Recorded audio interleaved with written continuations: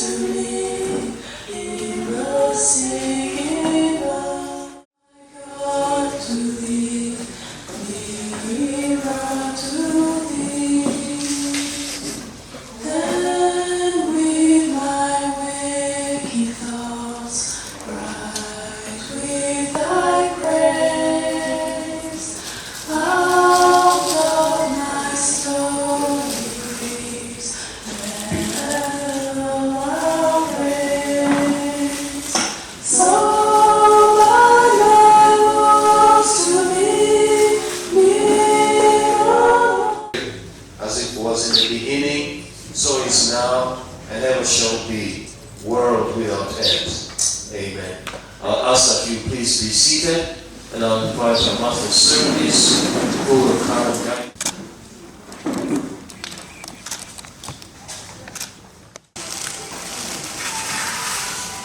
We have a reading for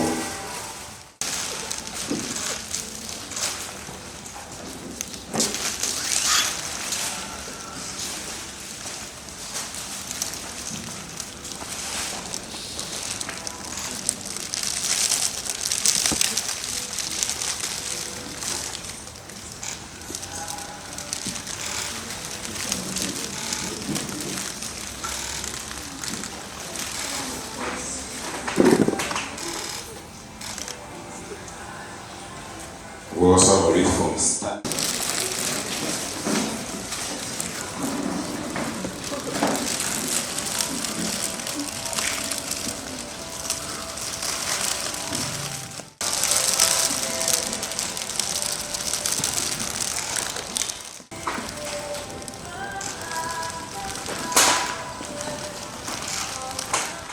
There's a decision-making backward, so you can't live every day of your life afraid that you will not cover.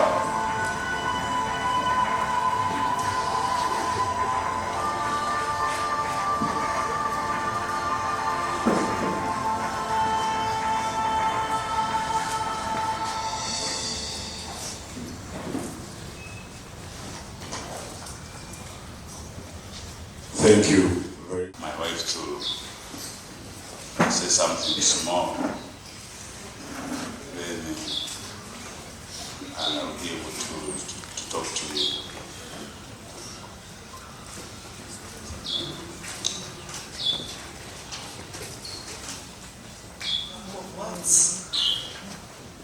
As for today, seeing all of you here, I feel overwhelmed.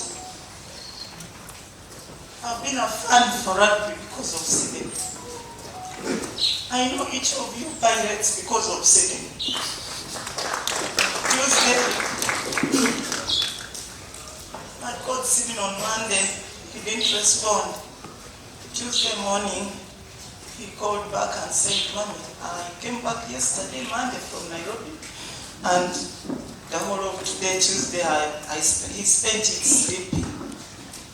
Then he said, "I'm coming over." He stays in Nigeria, I stay in Tina.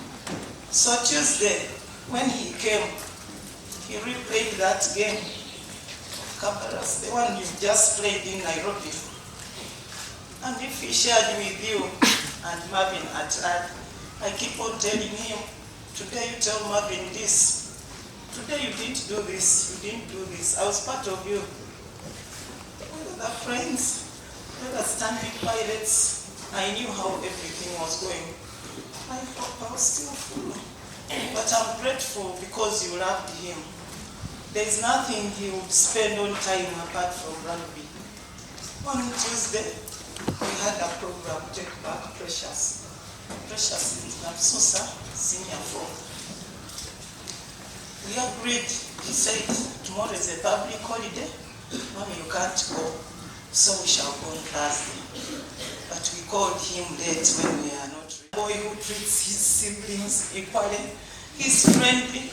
All these people are uncles and aunties, they become his brothers and sisters. He's been my brother. Today you testify that I'm the mother because he told me most of the people thought I lose it. Indeed, he's a big brother to me. But thank you for loving him. Thank you for caring for him and giving him that time to spend and show the talent. I'm only confident that even when he has lived short, he has lived a premature death. I feel this is the devil's work. It's a premature death. We can only set our confidence in that for the time he has lived it to fullest. Thank you, Sidney. I can't even talk because Sidney has been an academic giant. I even didn't know he would come to play because from primary he's been excelling. So, too much. Thank you.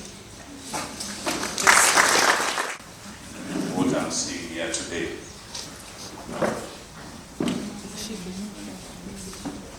when I entered here, I cried.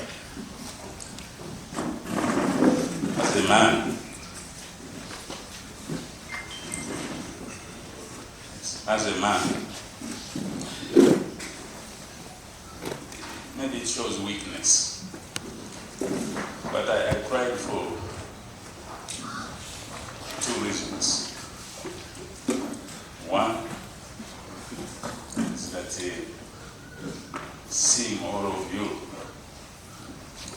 it made me realize that you love our son. And you are going to miss him. Number 2, I cried because we have lost a son who has been very, very dear to us.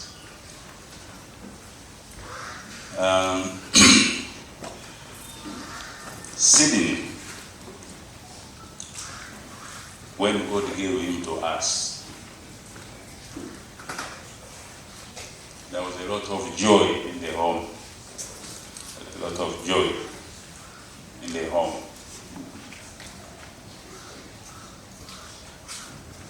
We were then a young couple. Sydney was just fun to have around.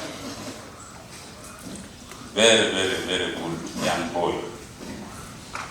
And of course Sydney went to the best schools that we could afford at the time. He went to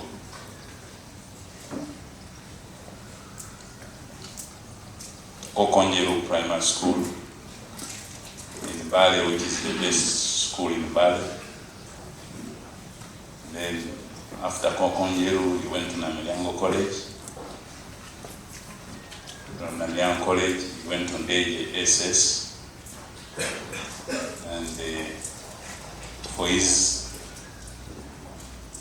A-level, he went to King's College in Gongodyo. After which he joined Makerere University. Sydney was a giant, I think, in everything, because when he was born, I would look down upon him as he was growing.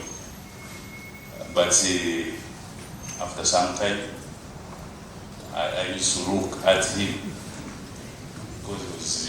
really big, but very respectful, very kind, and a very, very reliable person. If he told you something, that was it. And he was an obedient, very obedient son. Like I said yesterday, when we were in church, the only time that I thought Sidney had not taken my advice was when he chose to stick to rugby. Now, as a lawyer who trained some time back, I thought that my son was doing a wrong thing to go into rugby. And we used to have some kind of discussion over that. And the mother was on his side. And I was saying, but this thing called rugby, because me, as a young man, in my past time, I took on chess. I used to play chess. I play chess up to today. So I thought those are the games you should be involved in. But he stuck with his game of his rugby, to the extent that at one time they called me. I was doing some work here. Say, you come to Ludo. Your son is having a problem, is in a sick bay. Now I thought he had maybe a very serious malaria. So when I go there, the guy has fractured his leg. Then I said, what happened? He said, rugby. I was really somehow disturbed, but I brought him to the doctors, treated him. He went back to the game. Now, looking at backwards, that was his calling. And it is what has made him today. And that's why we are here, to celebrate for you to be that way. But when we received the news, because I was in town, my daughter, she's Sydney's follower, Vanessa. Vanessa called me because I was doing something. I did not pick the call. The mother called me first. So when I called back Vanessa, I said, Daddy, we have a problem in Murago. Can you rush here? It was around 7:30. He said, what's the problem? Tell him. He said, no, you come.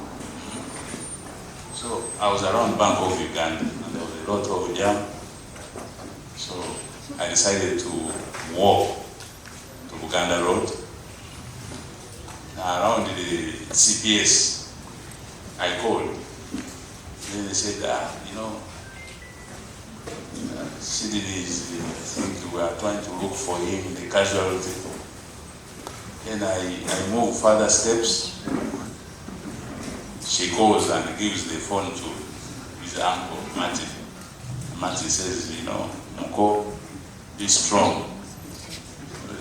That word alone, I got to understand that our dear son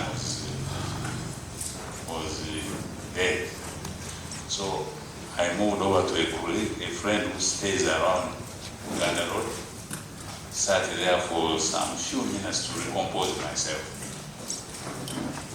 But this news that Sidney died did not sink in.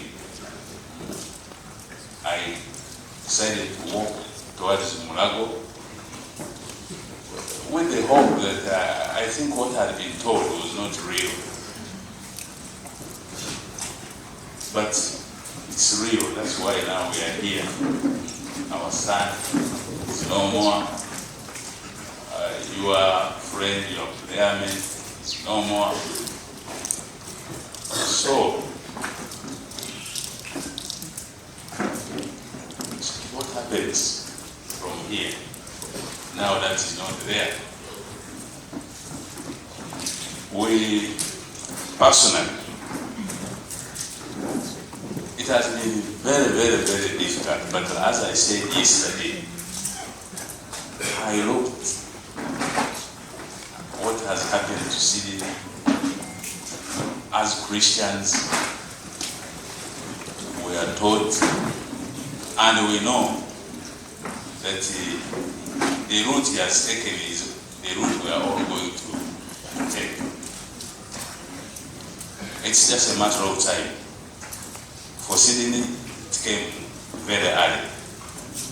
Others, that I told the church yesterday, is something that would give all of us the will, the courage to move on. I had a grandfather. My grandfather, the father of my mother, was a very powerful man, and he was a grand chairman. Everybody respected him. And those grand chairmen would even take, they would hear cases and take decisions, to the extent that even that one who was lost would accept that decision gracefully. So when he died, so many people, like now we are gathered here, they were crying that this old man has died. Yeah, his friend, whom he had grown up with, also came to mourn his friend. But that friend of his had become like mad, mentally disturbed. So he wanted an opportunity to talk. Like you have given me the opportunity to talk because I'm the father. Now, that guy woke up because other people were saying he's mad, he should not talk. The other one said, no, let him talk. Now when he talked, he said, this Yakobo man was a very good man, very good. Because most of you did not know his goodness. But Yakobo has died.